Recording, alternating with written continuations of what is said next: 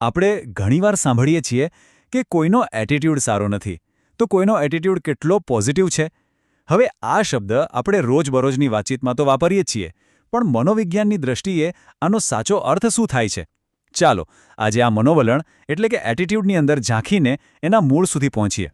એક જૂની કહેવત તો બધાએ સાંભળી જશે કે ભાવ બદલાય પણ માણસનો સ્વભાવ નહીં. પણ શું ખરેખર એવું છે? શું આપણો સ્વભાવ કે કોઈ વસ્તુ પ્રત્યેનો આપણો દૃષ્ટિકોણ પથ્થરની લકીર જેવો છે જે ક્યારે ન બદલાઈ શકે?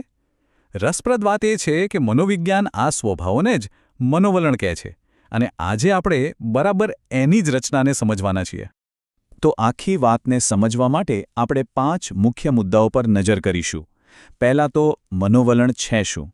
પછી એ કઈ વસ્તુઓથી બનેલું છે? એ આપણા મનમાં ઘડાય છે કેવી રીતે? શું આપણે એને બદલી શકીએ? અને છેલ્લે વૈજ્ઞાનિકો આ અદૃશ્ય વસ્તુને માપે છે કેવી રીતે?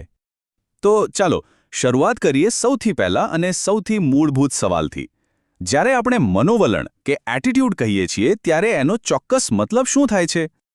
મનોવિજ્ઞાનની ભાષામાં કહીએ તો મનોવલણ એટલે કોઈ ચોક્કસ વ્યક્તિ, વસ્તુ કે પરિસ્થિતિ પ્રત્યે એક ચોક્કસ રીતે પ્રતિક્રિયા આપવા માટેની આપણી માનસિક તૈયારી. જો સાવ સહેલા શબ્દોમાં સમજવું હોય તો બસ એટલું જ કે કોઈ પણ બાબત પ્રત્યે આપણો માનસિક ઝોક કેવો છે. અહીંયા એક બહુ જ રસપ્રદ વાત સમજવા જેવી છે.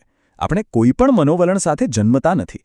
આ બધું આપણે આપણી આસપાસના વાતાવરણમાંથી, આપણા અનુભવોમાંથી અને શિક્ષણમાંથી શીખીએ છીએ.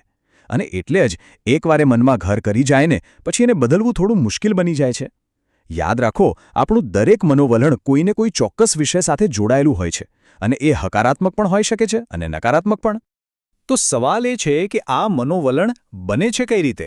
વેલ, મનોવૈજ્ઞાનિકોએ આને સમજવા માટે એક બહુ જ સરળ અને યાદ રહી જાય એવી ફોર્મ્યુલા બનાવી છે, જેને કહેવાય છે ABC મોડેલ.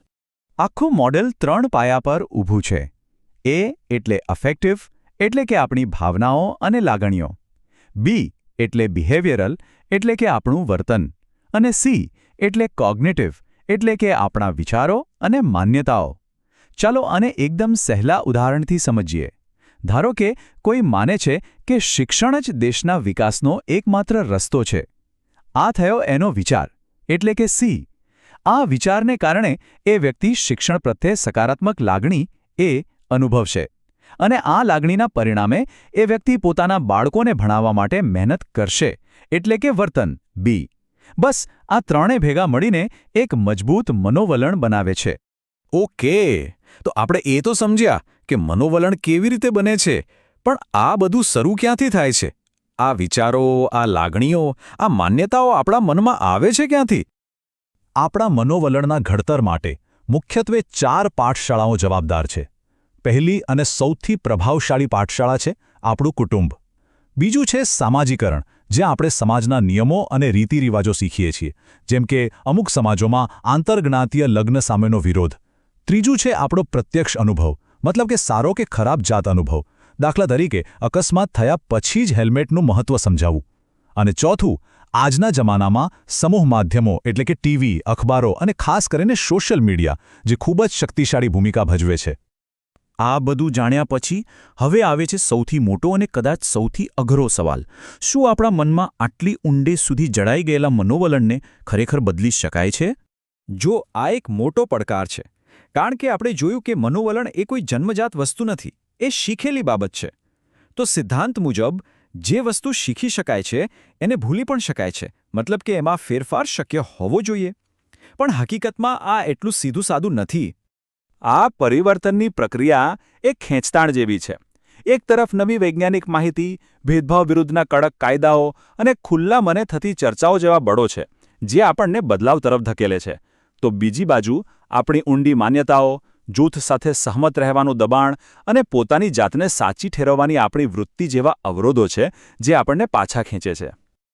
પણ એક મિનિટ, જે વસ્તુ દેખાતી નથી, જેને સ્પર્શી શકાતી નથી, એવી મનની અંદરની વાતને કોઈ માપી કેવી રીતે શકે? ચાલો જોઈએ કે મનોવૈજ્ઞાનિકો આ કામ કેવી રીતે કરે છે. દેખીતી રીતે જ મનોવલણ એક આંતરિક અવસ્થા છે, એટલે એનું સીધું માપન કરવું લગભગ અશક્ય છે.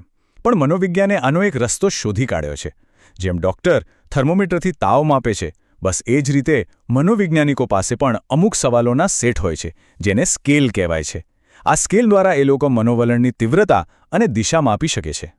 આમ તો ઘણી પદ્ધતિઓ છે, પણ 3 મુખ્ય છે. એક છે થર્સ્ટન સ્કેલ, જે 11 પોઈન્ટ સિસ્ટમ વાપરે છે. બીજો છે લિકર્ટ સ્કેલ, જે સૌથી વધુ લોકપ્રિય છે. આ તો તમે બધાએ જોયો જ હશે. ઓનલાઈન સર્વેમાં પૂછે છે ને, તમે આ વાત સાથે કેટલા સહમત છો? અને પછી સંપૂર્ણપણે સંમત થી સંપૂર્ણપણે અસંમત જેવા વિકલ્પો આપે છે. બસ એ જ છે લિકર્ટ સ્કેલ. અને ત્રીજો છે બોગાર્ડ સ્કેલ, જે ખાસ કરીને 2 જુદા જુદા સામાજિક જૂથો એકબીજાને કેટલા નજીક આવવા દેવા માંગે છે એ માપવા માટે વપરાય છે. તો આ આખી ચર્ચાનો સાર શું નીકળે છે? સાર બસ એટલો જ છે કે આપણા મનોવલણ, આપણો એટીટ્યૂડ એ કોઈ પથ્થર પરની લકીર નથી. એ આપણે શીખેલી વસ્તુ છે. એ જન્મજાત નથી. અને જે વસ્તુ શીખી શકાય છે તેને બદલી પણ શકાય છે. આ એક વિચાર જ પોતાની જાતમાં કેટલો શક્તિશાળી છે, નહીં? એ આપણને એ સમજાવે છે કે વ્યક્તિગત અને સામાજિક વિકાસ માટે પરિવર્તનની શક્યતા